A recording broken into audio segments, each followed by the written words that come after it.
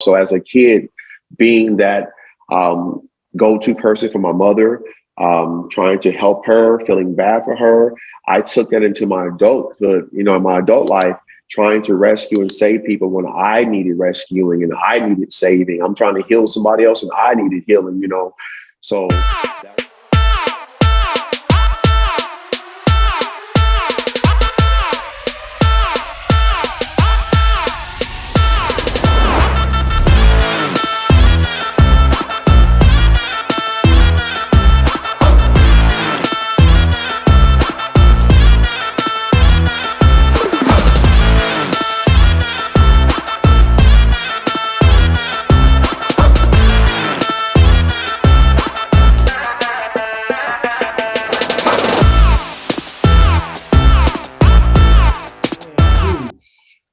But to fast forward and let's go into a relationship. So my parenting things, I had to change that, and I had to just glean on what was good in life. I had to stop looking at that little speck that was wrong and negative in my life that could be toxic and start healing that within inside myself.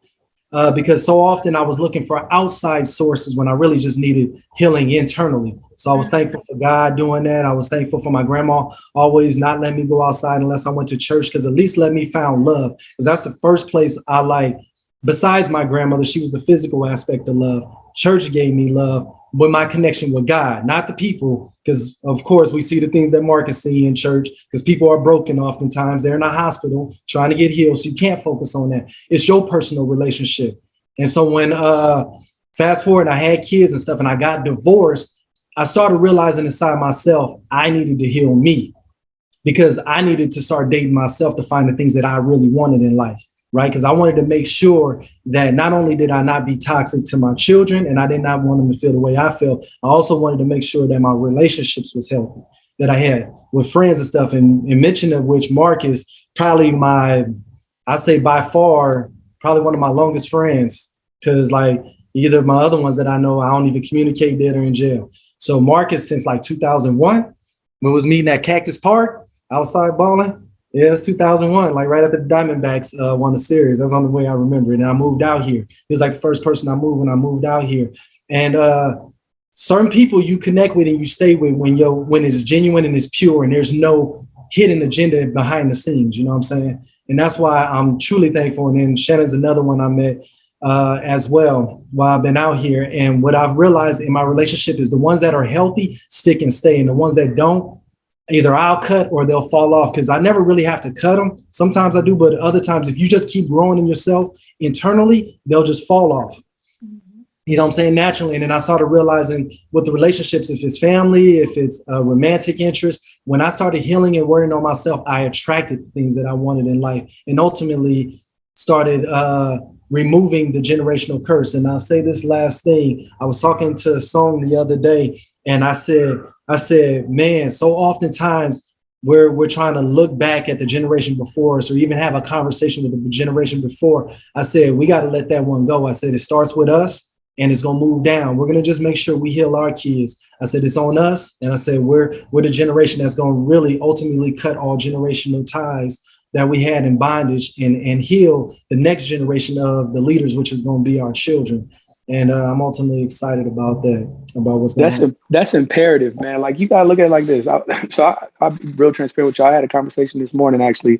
I was telling somebody, I was like, like, I don't really, a couple of weeks ago, I really felt like my walk with God wasn't on the quality level that it had been previously. And I started to think to myself, like, yo, I got to get back to this. I got to get back to that. And God was like, you don't got to get back to nothing. We start from here. You don't have to go back to a previous level of achievement, of magnitude, of effort, of whatever. No. Like, you can't take your love back to where it once was. You got to grow your love from where you are. You know what I'm saying? And I think that's the exact same thing we have to do with our children, with our interpersonal relationships. We got to go from right here, be introspective enough I think the sad part, and I think Dr. Sam could probably speak to this, but like the sad part is that most people are afraid to really be introspective because they have to face that stuff that they know really hurts. And they don't want to deal with that. They spent so long burying that stuff. Don't preach, brother. You know what I'm saying? You know how I do. So, they just spent so long putting that stuff in the back that it's like, yo, I put that at the very, very back of the closet with the blanket over it on purpose. So now I don't even see the blanket. Like now I just go in here and get all the other stuff I put in there. And it's like, nah, I need you to go pick that up. Excuse me, pick what up? Yeah, I need you to go pick that up. And do what with it? Hold it for a while. Oh no, we not doing that. We not gonna sit here and hold on to the hurt stuff that I have learned to work around. You want me to hold that? Yeah. That's gonna make me, yeah, it is. I'm gonna be hurt. Yup, you are. But the thing you never did with it, you're gonna do this time. You're gonna properly process it. You're gonna assign roles for who is responsible for what. You're gonna take it, you're gonna own your part, and you're gonna set that thing down and move on with your life. And you can finally go to the back of the closet again without fear of how, what's underneath that blanket or whatever. And it just, it's so imperative that we start from where we are. And so King, I resonated strongly with that point that this is where those curses break. This is where we take a stand, essentially, not at the sake of sounding cliche and metaphorical, but we take a stand and be like, look, I don't care what happened before. I'm willing to do the work to make me better so that my children and the children that come after them and any children that I have influence over, any kids that call me up, I'm going to make sure you get the best version of myself that I can possibly present to give you the best image of manhood that I can present to you from the gifts that God has given me. I'm not every aspect of manhood, but whatever aspect God has given me, I want to be the best version of that as an image for you so that we're not stuck with trying to compare everybody to Uncle Phil and Dr. Cliff. And you know what I'm saying? Like, I think a lot of us went through that. And it's like, no, I'm going to give you an authentic image, flaws and all. I'm not just going to show you my highlights. I'm going to show you my lows too, so that you can see that even through lows, there's triumph after that. Like, look, I told my kids straight up, and it's a tangent. I apologize, but I believe it's relevant. Like I told my kids straight up. I missed you. Go ahead. I told my kids straight up, I'm like, look, like last year when I was in therapy, I was like, listen, Daddy is depressed. They were like, what does depressed mean? I said, well, the root word is depression. I was like, and Daddy is dealing with a lot. Daddy's working through a lot of the things that happened to him when he was young. Daddy's working through some of the things that he let slip as an adult. I said, that makes me very irritable. Irritable means that my mood is often like, you don't have to rub me hard to make me upset. I said, so loud noises are bothering me right now. If I have to tell y'all something 2 or 3 times, it's getting me more upset than it really should because y'all are just children and you're just not naturally going to listen the first time. I said, but Daddy's working through it. If I do something that hurts you during this time, know that I didn't do it on purpose. I apologize. And if I acknowledge it, I would apologize along the way. Afterwards, when I've been depression free for a year. Shout out to my therapist. Shout out to Jesus. Shout out to all the people that been rocking with me. Being able to go back and look at those moments and be like, yeah, see that was a part of Daddy's depression, but you see that hasn't happened.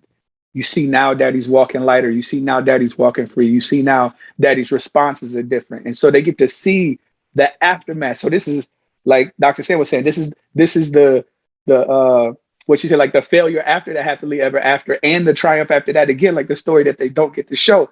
And so it's so important that we be authentic in front of them. Like back to like Demetrius said something. He was like, I try to stay strong for my kids. And brother, I appreciate that. But I encourage you to actually share your feelings with your kids. You don't have to bash their mama, but you can tell them that you're hurting. You can tell them like, Daddy's really hurt by this. Like mommy hurt Daddy's feelings, but this is how Daddy is processing it. Daddy does believe in forgiveness. So Daddy's forgiven mommy, but that doesn't mean Daddy's healed from the actions that mommy did to his heart. And so Daddy's working through it. And so if Daddy's sharp, Daddy's sorry. You know what I'm saying? But let them know that they're allowed to go through stuff. Excuse me, I spit on my own screen. Let them know that they're allowed to go through stuff. But that, like the process of going through things is a part of life. Because if they only see you triumphant, then they'll think that when they're struggling with something that they've already failed, but they're still in it. They haven't failed yet. They only fail when they give up. If they see you going through it and they see you come out of it, they know that, this is a natural part of life. This is a natural part of progression. And even though it's tough, if I stick with it, if I stay focused, I can get through this, even though it's hard. Even though I may come out with battle scars, I will live through this. I can survive this and I can thrive on the other side of it. And now I'm going to shut up. Go ahead, Dr. Sam. No, Courtney's I mean, right on the ball. It is one of the things I say in therapy is I'm holding this space for you. You can pull it out and we can put it in the room and I'll hold the space so you don't have to hold it until you're ready to hold it, feel it, talk about it. Especially with the little ones or even the teenagers. I won't even go little. My adolescents, right? They're like, well, I don't need to work on it. I'm good. I'm straight. I'm all right. All right. And then I don't say anything. And we sit there and that therapeutic silence in the room, they're like, oh, okay, well, actually this blah, blah, blah. And then the floodgates open and you talk about it. And then I say for some people, until you're ready to fully process it, okay, let's put it back in another space and hold it somewhere else so that we've taken it out of the closet, but let's not put it back in the closet. Let's say put it on the dresser.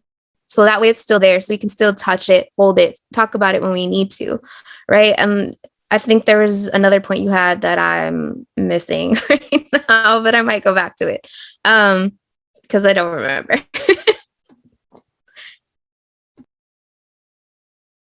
All right. So, Sam, you can ask. Oh, Mike, did you have something? Go ahead, Mike. Yeah, I wanted to touch on something. We're talking about relationships, I believe. I talk a lot about my dad, but this here is about my mother. And I'll fast forward. I married a woman that was pregnant by another man, and I knew this going into it. And how does that relate to my relationship with my mother? As a young kid, 13, 14, 15 years old, my mother would cry to me. So any little boy who hears his mother crying in pain, well, you want to protect your mama. It's your mama. You know, I was a listening ear for my mother. I felt bad for her. I wanted to save her. I wanted to rescue her. You know, I was a young boy calling my grandfather I was living in California, in Oakland, California, and calling my grandfather in Mississippi, trying to make arrangements so my mother could go and stay with my grandfather because she was safe there, you know, not knowing where I would be or where I would go. But fast forward, every woman I met, I wanted to rescue and I wanted to save. No matter, and as crazy as it sounds, you know, a woman that I knew before marrying her, that she was pregnant by another man, I still felt like I can come in and just be, my brother used to say to me, you know, you're not Captain Save-A-Hole. And I know I'm not, bro. But I just wanted to help. You know, it was something that was embedded in me. I didn't know how to cut that off. I didn't know how to care for someone or love someone from a distance or just pray for someone. I wanted to physically get in and try to be the one to save that person, you know. So as a kid, being that go-to person for my mother, trying to help her, feeling bad for her, I took that into my adulthood, you know, in my adult life, trying to rescue and save people when I needed rescuing and I needed saving. I'm trying to heal somebody else and I needed healing, you know. So that relationship with my mother, there's a lot of good things I can say about my mom. And there was one thing for sure that hurt me down the line in a great way. You know, that was toxic, I believe, as far as relationship goes between a mother and a son. But, and again, just turning to God, going to the church. I mean, King touched on this. People in church, for a while, church just let me down, and church meaning the people. But I was looking so much to the people and not looking to God for my healing. And my healing was in God and God only. You know, yes, God will use people to speak into your life and to help you. But first and foremost, I had to turn to God. So, yeah, that was just an example I want to use of what I would say is toxic between my mother and I, being that I talk so much about my father. There were a lot of things that my mom and I went through that affected me in a negative way, you know, when I became an adult man. That's so powerful, Mike, because the relationship I had with my mother, even though I adore her, and anybody who knows my mom, they know my grandma, like I put them on a pedestal because that's where I believe they are supposed to be. But I had to go back and have a conversation with my mother. And I had to express, and this came from ownership, which I think accountability and ownership is something that our generation is starting to grasp. But because we also grew up, and I forgot who said it, but we grew up in environments, Sam, where it was like, oh, that's just how that uncle is, or that's just how they are. So we saw adults not being held accountable. Mm-hmm. So therefore, why should I be held accountable? Like, why I got to deal with this? Why I got to break the generational curse? Like, if they were never held accountable. So that was my scapegoat and my mindset for so long. And then when I started to take ownership, I also sat my mom down and I was like, you know, I love you more than anything. And she's like, yeah, baby, I know. And I was like, but I also carried resentment for you. for how we transitioned and how we left my home, even though it was toxic as hell. We broke away from my father and I never felt love. My mom never coddled me and I didn't get that like nurturing. Like, so I had a friend who was like, yeah, I still lay on my mom's lap and she runs her fingers through my hair. And I was like, where the hell they do that at? We grown. Like, but like, I didn't even get that as a kid. But I also, when I sat down and had that conversation with my mom, I was like, but I didn't realize how much of your energy was protecting me and saving my life in situations that were even way worse than I understood as a child. So when we transitioned and I was now in a single parent household and I never really disobeyed my mom, but I mean, a kid, like you get that teenage attitude and stuff like that. And I was like, I was lashing out on you because I couldn't communicate how I was feeling because I didn't know what that was supposed to look like. But I also didn't recognize what you could have been feeling. And this is just a really big deal because I've been really like working with my clients and I'm like, guys, sometimes you got to rebuild a bridge that was burnt just to deliver a message, even if you never intend to cross that bridge again. Like you don't have to rebuild every relationship, but sometimes something on the other side that you got to set free. And my mom cried. And this was the first time, like Mike mentioned, I watched my mom cry, but they were tears of joy, not just pain. And in that, it gave me a release because I was similar to Mike. Like I tried to save females. Like, man, I knew I wasn't going to let you be in my life forever, but I could be your knight in shining armor right now. Right. Like I could hold that space because it helped fill a void that allowed me to be distracted from looking at the actual healing that I needed to do, because your darkness is present right now. Mine in the back of the closet. So I'm straight. Right. Like it was just, and then learning ownership and accountability changed the game. Yeah. Well, I actually will do a little segue for you to come in anyway. So I'm actually was going to speak on you in regards. So I'll stop. I am with that. It's very awesome that MJ brought that up because one of the points I was going to make was that people got to stop running from accountability. Like, and so often in these times, it's like you're trying, and then people have to be okay as well as when you try to cross that bridge that you rebuilt. If you get on that other side and it's not received well, it's okay because you still gave your part. You know, forgiveness is for you. It's not for the other person, right? So when you get across that, so I'm just trying to add to that bridge as well, that oftentimes people think it's going to always be peaches and cream. Because when I did it with me and my mom and I had the same conversation, it was crazy because I was reading a book, The Empire State of Mind by Jay-Z, and he had reconciled with his father before he met Beyonce. And I was like, dang, there's some things I need to address, right? And so when I had that conversation, I did learn as well with my mom. It was a good defining moment, you know what I'm saying, in that growth. But meeting to the point of Sam, it's like there's very limited people that I keep around me. They got to be solid now because I'm not who I used to be. And it was a time we were having a conversation, and it was Sam. Sam was actually one of the ones, and she called me Mr. Captain Save-A-Ho, and she was trying to do doctor role on me, and I'm sitting there like, I was like, that hurted. But I needed it. But you know what I'm saying? I said, dang. I was like, dang, do I really be saving? I was like, she called it the Messiah effect. I said, oh, that's why I hear Superman all the time. Dog. So like, for real, man. She New York all the way. That's why just like I love people that keep it 100. So she's solid with me. She gonna always be solid with me. She says permission to be therapist. No, she don't. She said, go ask your mama. That's what she said. We had these great conversations, but I want to be on levels with people like this on this call because we're all supposed to grow together, because we're not just affecting our generation, we're affecting the culture. And so often right now that we know that we're still at a time, I know everybody's kind of seeing like it's not as in the media as it used to be, the Black Lives Movement.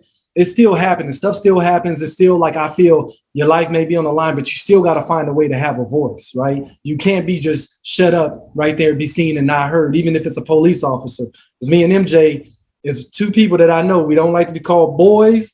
And you know what I'm saying? Like when they say son or boy or something, like it's a level of respect. At the end of the day, I'm a man and I'm not your son. We're not related. So it's respect. And I know in fact of learning is that I wasn't translating love correctly. I needed to hear it in respect. And oftentimes that was where the communication of women and men were going wrong, because the women want to hear that I love you, but the men don't want to hear I love you. I know you love me. You're right here. I want to know you respect me. You know what I'm saying? So it's these things, are these lines of communication of healing that and these toxic traits. But people in this life, I'm gonna go ahead and end on this, and Sam can take it over, is the fact of I truly appreciate y'all, because I don't know how y'all know or not, just in these conversations and here in this life, it's still, I feel growth within inside of myself today. So I appreciate y'all and I love y'all.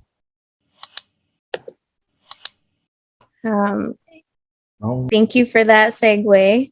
I remembered my point, though, from what Courtney was saying about trying to go back to his original relationship with God. And that's one of the big things I talk about in healing is because most people come in, they say, I want to be normal again, or I want to feel how I felt before. There's no such thing, right? So whatever happens to us helps us grow. We have changed. There is no going back to what it was. We are different. Okay. Our DNA is different. Everything is different. And so how do you take that part of yourself, heal it, and then be a different person and grow better with that? And that's the main part. Like, we have to embrace it, hold it, hug it, and then be and grow different and be that new person. There is no going back to where I was before so-and-so did what, or this happened. And then to segue to our next question, because that's kind of just all I wanted to add. Do you still have contact with your parents and or parents that were toxic? Have they healed? Are they the same? And how do you maintain boundaries if you're still in contact with them and they haven't healed? And I'm sorry, because I came up with these very long, convoluted questions. So if you need me to repeat them, I will. Yo, I'll say, because I use my dad as an example, I am working on establishing a healthy friendship with him, which means I get to set boundaries. Because there were times where I realized that I hadn't really processed the work that was going to be necessary on my part to not bring those past experiences to today's table. And he would say things, and immediately I was 8-year-old me, angry as hell. Like, I won't even tell you what transpired in our transition when I was 12, but I confronted my father. It was a very volatile situation. My mom's like, yo, we got to get the hell out of here. So we packed up that night and drove from Miami, Florida to Phoenix, Arizona.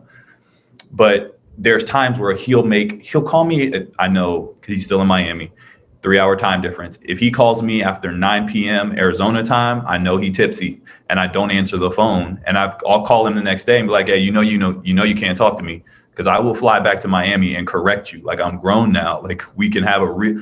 And then I was like, damn it, there's more work that I get to take on. Like, and so now it's developing boundaries and go, hey, just so you know, these are areas that are off limits until I'm really clear on how I've healed through them. Because I can't disconnect from you, because you're a reflection of the work that I get to do for me. Because when I have kids, I'm going to be all in, right? Like, so I go, okay, this is my confrontation. This is my mirror. And it's been really dope. Like, it's been super cool because, again, iron sharpens iron. And I thought it was Demetrius who said that. But seeing Shannon's and RJ's and the men in my life be present fathers and work through their healing. So even when Courtney shared, like, I was like, yo, the level of communication, because anybody who knows me, like, if there's kids around, Uncle MJ on the scene, kids vibe with me, because I'm in a space where I'm like, I'm gonna protect you, I'm gonna hold for you, but we gonna be 100, because that's not what I had, but that's who I get to be. And so it's been really cool being able to work that relationship, but also set boundaries with him so he knows, like, yo, we're not crossing that bridge yet, right? But it's not easy, but well worth it. I want to just quickly jump in and, let you guys see a little bit of where I'm at. With my father's situation, he was a part of my life very young. My grandfather actually was more active in my life when I was about 6 up to maybe 7. And my father was never really around. And I'm now 31. And my father lives in the same city as I do, but he never even reached out to let me know he was there. So we have like zero communication. So obviously that hurts. And so I'm going to say this part, the whole boundaries piece, like the boundary that I set with my father is, I'm not reaching out to you. You should be reaching out to me. Like, that's where I'm at right now. But, wrapping this all in, I realize, people call me forgiving spirit because whatever reason, God blessed me with some gift to just, forgive people. But one thing I learned about myself when it comes to my father is, you're not so forgiving. Like, I've always believed in my heart, like, even, because my father's away from me, I'm not dealing with it. It was like, I'm talking to people. I was like, yeah, I don't hold anything against my father. But then it was like last year over COVID, I had a dream and I beat the crap out of my father in that dream. I mean, we got into a fist fight and I realized, like, man, you really are holding something here, And this boundary that I've set, is something that, I think, listening to Marcus, I haven't yet gotten to that place where I'm ready, or I feel like I have the tools that I can have that conversation and be forgiving spirit, with my father, and I'm hoping, and me, honestly, guys, sitting here listening to you guys, it seems like you guys have really done really good jobs self-reflecting and really understanding yourselves better to be able to heal from these things. And I'm happy to be able to listen to you guys, because as I shared before, not having those male figures in my life, those examples, this right here is healing for me, listening to you guys and understanding how you guys are processing things, related to these matters. Very helpful for me. So right now, the boundary I've set, because I am very aware that I'm incapable of managing that very grown-up conversation with my father, is to just stay away. Obviously, I do recognize, and God has shown me very clearly, like, Denzel, you are responsible for the mending of the relationship with your father. Like, God has made that very clear for me. But I also realize, Lord, also I'm not ready to step into that place until I'm fully equipped to do that. But I know and I hear you, and I will take that position when that time comes. But there's can I ask you something, man? Yes, sir. Go ahead. Thank you, by the way, for your transparency, man. That's admirable, because it's not easy. And it's a very touchy subject. So I can only imagine how that feels to share something like that with people that you don't necessarily know. So thank you. You said something like, people said that you're like a naturally forgiving spirit, but you realize that you have this difficulty or this hesitancy with forgiving your father. Not for lack of effort, just it runs deeper. So my question is, if you had to be introspective and analyze that, do you think that it's so easy for you to forgive everyone else because none of what they did hurts as bad as what the thing that you can't forgive with your father? So in comparison, it's simple, because it's like wiping dust off versus actually cleaning out a wound and putting stitches in. Listen, Courtney, I don't think I've ever analyzed it, but as soon as you begin to form the question, my answer was immediately absolutely, 100%. As I expressed before, fortunately, the Lord has fathered me. Honestly, God has fathered me, and everything that I've become today as a man has been through God's divine impression on my life.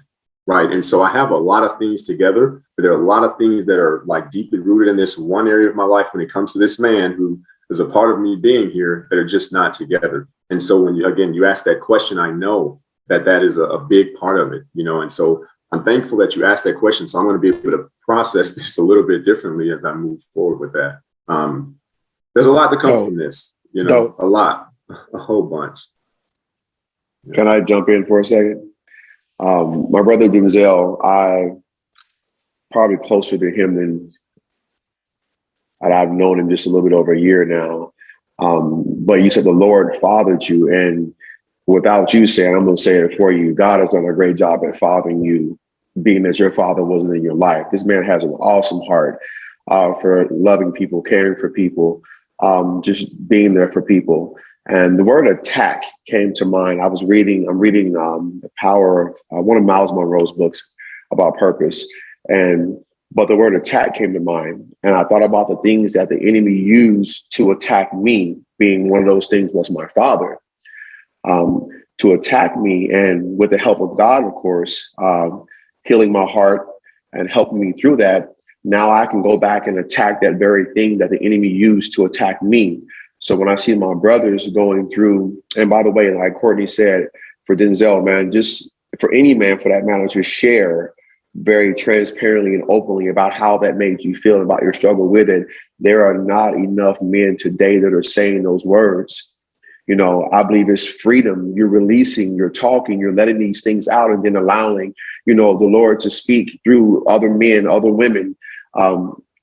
But the thing that the enemy used to attack me, when I see the enemy attacking my brothers, men in this case here, through the lack of relationships with their dad and trying to mend. At first, you have to mend the relationship. And I remember my counselor telling me that, try writing your dad a letter or recording yourself, and just to voice to him how you feel.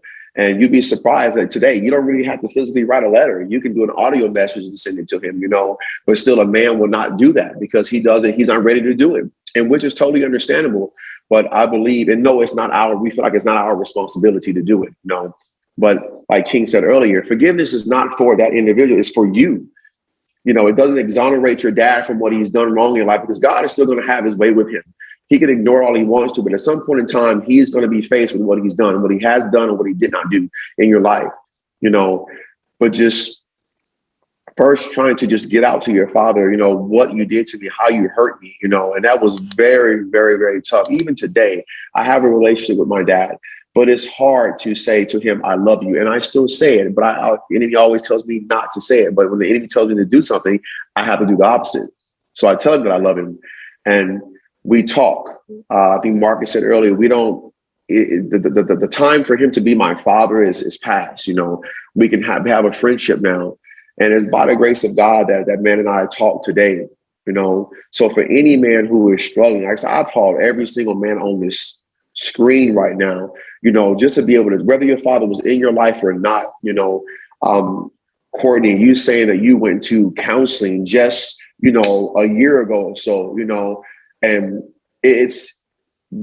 we're not saying enough. We're not talking enough, I believe. The world needs to hear these stories. They need to hear it in a great, great, great, great way. So my prayer for every single man on this call, that God empowers you, that God strengthens you, that God gives you courage and boldness to speak. The power of life and death are in the tongue. When we speak these things, the Bible says to not be afraid of their faces. Who gives a flying whatever, what someone thinks about you when you're talking about your testimony, about your story? Tell it. Because they don't know your struggle. They don't know your pain. They're probably in the same pain you're in and wish they had the courage and boldness to stand and speak and say the things you're saying, so that God would just empower all my brothers, because we are needed. Our voices are needed. Our voices are needed in a great, great, great way. Subscribe so you don't miss next week's video. Carrying that stuff around doesn't make you strong. I think that's the misconception with guys, is we feel like, nah, it's, if I can just handle it, that's weak. Only a weak man is scared to do the hard thing, the difficult thing, the emotional thing. Any man can punch somebody in the face. That's not